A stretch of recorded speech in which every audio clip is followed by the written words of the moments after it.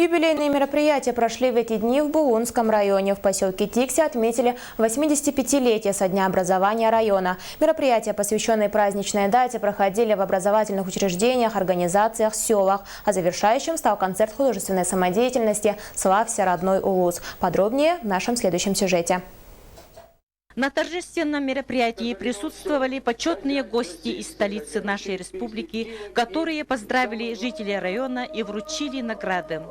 Министр вручил нагрудный знак и удостоверение заслуженный работник народного хозяйства, руководителю Центра занятости населения Егору Хрисантовичу Данилову, грамоту правительства и наручные золотые часы за заслуги в области социально-экономического развития ветерану тыла и труда Марии Алексеевне Рожиной, знак отличия «Гражданская доблесть» Валерию Христофоровичу Стручкову.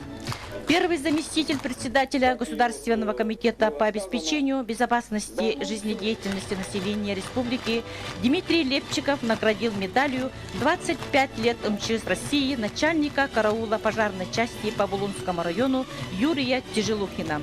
После всех награждений состоялся концерт с участием артистов нашего района. Закончился праздничный вечер красочным фейерверком. Ольга Григорьева, Валерий Савельев, НВК «Саха», Тикси.